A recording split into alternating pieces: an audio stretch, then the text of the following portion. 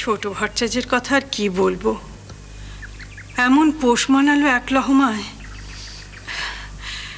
সকলের সব জ্বালা এক নিমেষে নিজের মধ্যে নিয়ে নেন।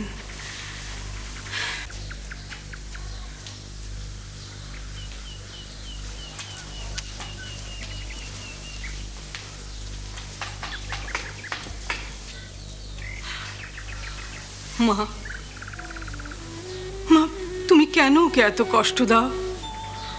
ও যে একেবারে শিশু, ছোট্ট ছেলে, কেমন পাগল পাড়া ভাব। আজ ওকে দেখে আমি বড় কষ্ট পেয়েছি মা। ও তোমাকে ডেকে ডেকে চোখের জলে মন্দিরের চাতাল একেবারে ভাসিয়ে দিয়েছে, অথচ ওই তোমার দর্শন পেয়ে কেমন আনন্দে আত্মহারা হয়ে ভাসে। আমি ওকে ঠিক চিনেছি মা। ও নিজের চেতনার সীমা ছাড়িয়ে যেতে চায়, পেতে চায় অসীমের উল্লাস। ও তোমার রস পেতে চায়, পেতে চায় তোমার সংস্পর্শ, তোমাকে ছোঁয়ার আনন্দ রসের উন্মাদনা, সেটাই তোর পাগল পাড়া ভাব।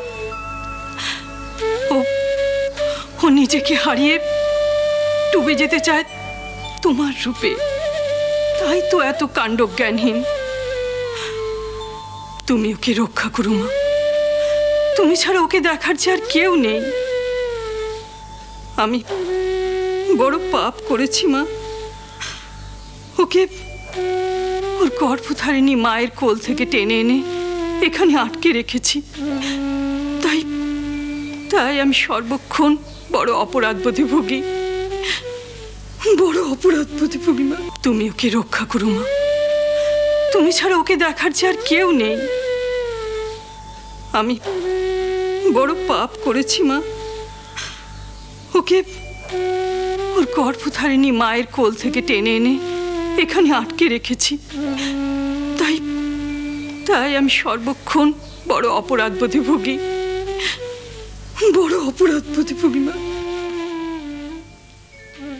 বোকামি বোকামি ভাবিস কেন? তোদের সবাইকে দেখার জন্যই তো আমি এখানে এসেছি, তোদের মঙ্গলের জন্যই তো আমি এখানে বিগ্রহের রূপ নিয়ে নিত্য সেবা পুজো নেব। সত্য আমার শ্রী বিগ্রহ, সত্য আমার সেবক ভক্ত,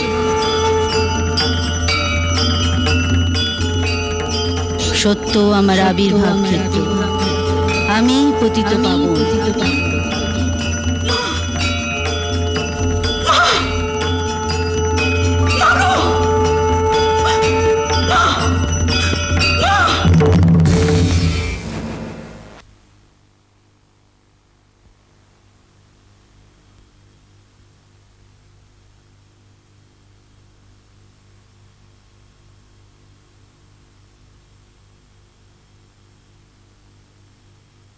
আপনি ঠিকই ধরেছেন, আমি এক অদ্ভুত হীনমন্যতায় ভুগছি। সে কি? হ্যাঁ, শক্তিমতে সাধনা করে গদাই যা কাণ্ড ঘটাচ্ছে, আমি কেন কৃষ্ণ সাধনায় তা পারবো না? আহা, ছোট ভট্টাচার্যের সঙ্গে তুলনা টেনে নিজের মনকে উত্তক্ত করছো কেন? তুমি তো সেভাবে কৃষ্ণ সাধনা করনি কোনো দিন। তুমি পুজো আচ্চা করেছো নিত্য কর্মবোধে। আপনি ভুল করছেন। আমি গদাইয়ের সঙ্গে আমার তুলনা টানছি না, তুলনা চলে না। ও ভগবানকে ডাকে যুক্তিহীন আবেগে, গোয়ারের মতো। ওর আচরণ দেখলে মনে হয় যে ভগবান যেন ওর বাপ কেলে সম্পত্তি। বলতে নেই ওর এমন দশা যে ওই বাহ্যকর্ম করতে, স্বস্তির বেগ আনতে ও মাকে ডাকে। কিন্তু আমি তা করি না। আমি যা করি তা করি শাস্ত্রানুসারে, শুদ্ধাচারে, ব্রাহ্মণের আচারে। ও একটা গণ্ড মূর্খ, না হলে কেউ ওই তমগুণময়ী দেবতার জন্য প্রাণপাত করে? সে যাকে আপনাকে যে কথাটা বলছিলাম, আমার হীনমন্যতা বোধ আমার নিজের জন্য নয়, আমার উপাস্য দেবতার জন্য।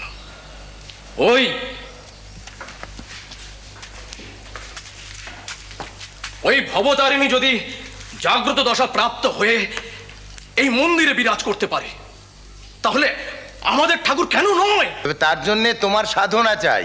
আমি সে পথে নেমে পড়েছি। মন্দির প্রতিষ্ঠাকালে রানীমা শুধু জাগ্রত মাকেই প্রতিষ্ঠা দিয়েছেন, অথচ উনি নিজে বৈষ্ণব ধর্মাচারী।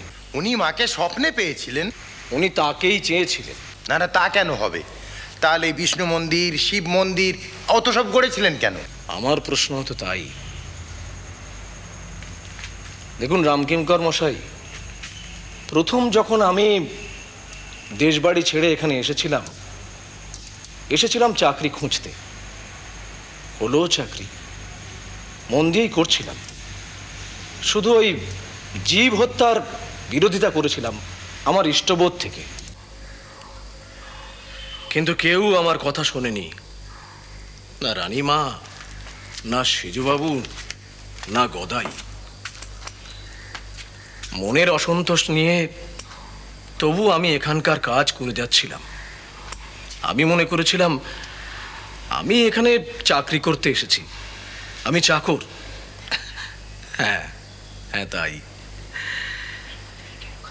এই মন্দিরের খেড়ো খাতায় পূজকদের নাম ওই চাকরদের তালিকাতেই আছে। কিন্তু কিন্তু আমার মনের অতৃপ্তির কারণে যে অভিসম্পাত আমার উপর নেমে এলো, তাতে আমার ছেলে চলে গেল। আমি সন্তান হারালাম।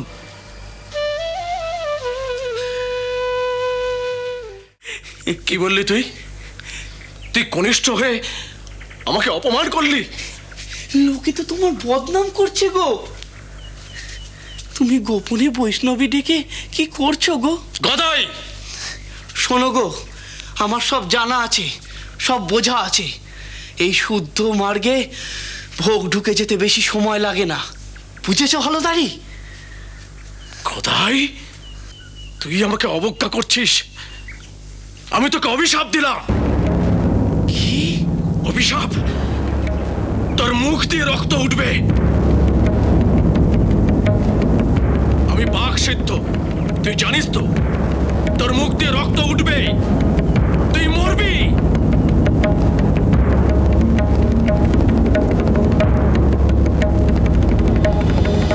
শ্রীরাম